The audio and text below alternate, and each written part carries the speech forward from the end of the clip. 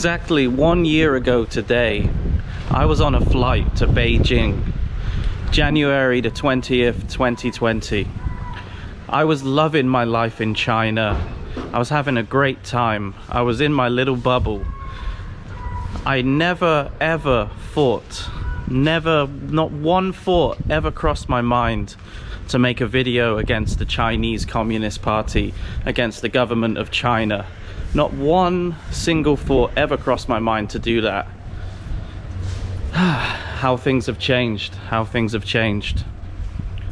So I was a naive foreigner living in China. Okay, so I knew that the CCP did some pretty bad stuff, but I also was well aware that other governments all around the world do bad stuff as well. So I always just thought, well, you know, to be fair, I can't really criticize them because, for one, I'm not even a citizen of that country, and another thing is other governments around the world do pretty terrible stuff. So yeah, I was pretty naive.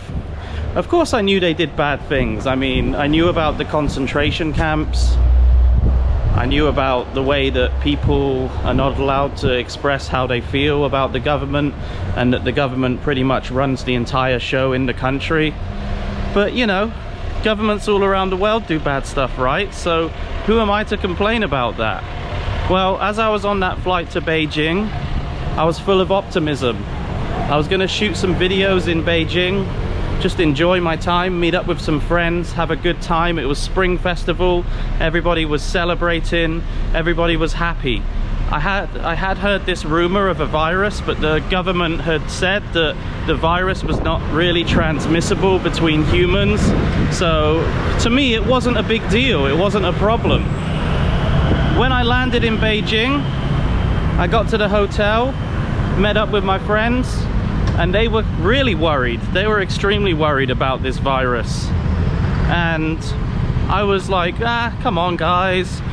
They've already confirmed that there's no human-to-human transmission. Well, on that day, everything changed.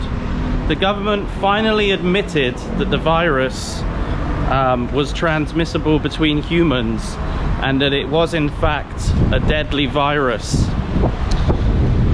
So when I was in Beijing, I just noticed everything around me just started closing down. Everything. Shops, restaurants, temperature checks were being taken. It was really impossible to travel anywhere else in China. We did try to go to several places in Shandong province, but we were unable to. We couldn't even get into like one of the major cities there. It was really worrying at that time, really worrying. And it was at that point that I decided that it's time to stop being selfish, to stop being one of those selfish foreigners living in my little bubble, you know, not seeing everything bad around me and just seeing all of the good stuff, and you know, seeing, oh, China's developing, so the government must be good. You know, they're building skyscrapers, infrastructure is amazing, the government must be great. I became one of those guys who was quite happy just to sit by and do nothing and just let things happen around me, and you know, just be ignorant to what was going on. Of course you know what's going on, you really do, but you just pretend like nothing's happening, because as long as it doesn't affect you, as long as it doesn't have an impact on you, then everything's all right. Well, after that trip to Beijing, I decided that was it. I was no longer just gonna sit down and just let things pass by and just be ignorant to everything. I decided that I was gonna make some videos about it, and make some videos about the coronavirus and what happened. And I was also going to make some videos against the Chinese Communist Party, and to actually give my real points of view. Because every time I tried to talk about this thing in China, I was always on edge, always worrying that, you know, if I said something wrong, then I could just get disappeared or something could happen, you know. At that point, when I was going to Beijing, when I was in Beijing, I'd never even heard of any other YouTubers working in China, to be perfectly honest with you. Of course, I'd heard of Serpent ZA, Lawai86, and China Uncensored as well. I'd obviously seen that. That's quite a big one. You know, it's hard to avoid watching their videos. They're everywhere. And actually, I do enjoy their videos. I think Chris Chappell is a really funny guy, really witty, really sarcastic. He's a really good presenter.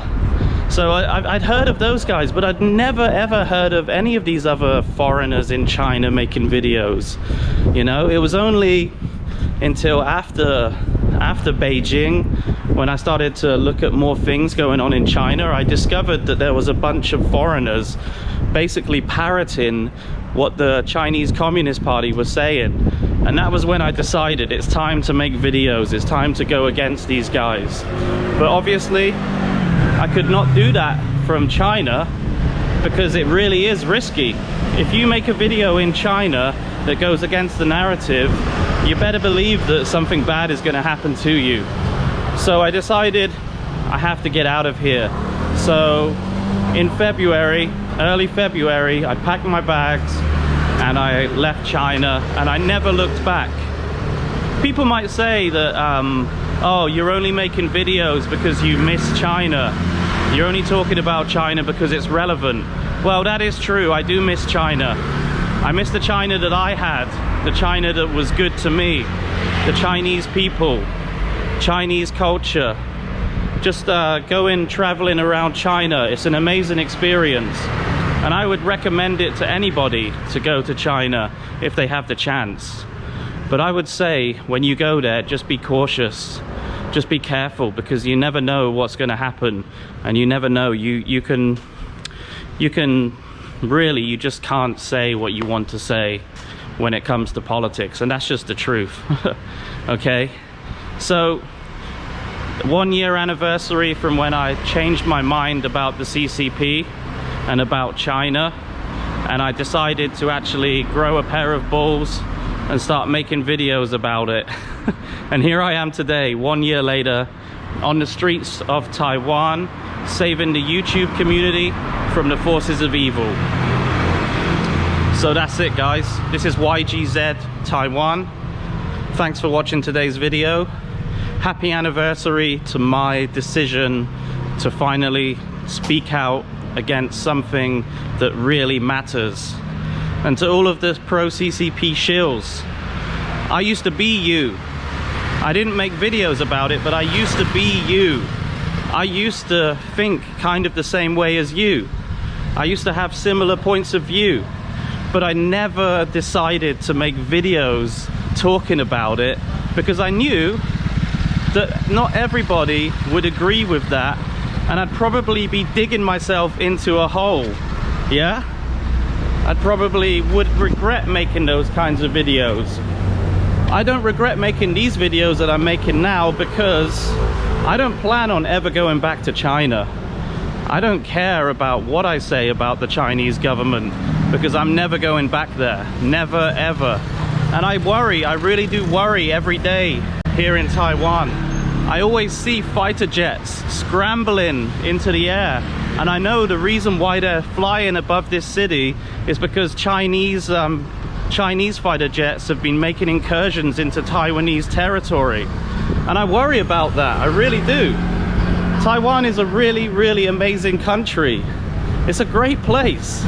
It doesn't need the sort of government that the CCP, it doesn't need the sort of government that China has, the CCP. Okay? It's doing perfectly fine without that system.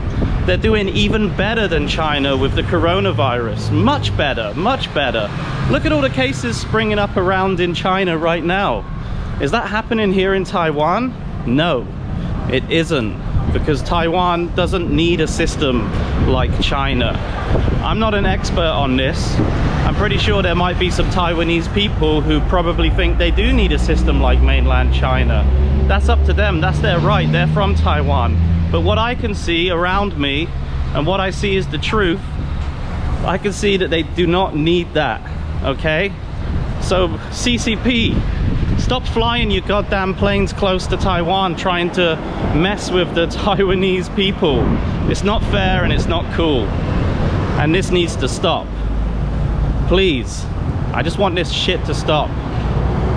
Okay, anyway, that's it. YGZ Taiwan. Thanks for watching. See you guys in the next video.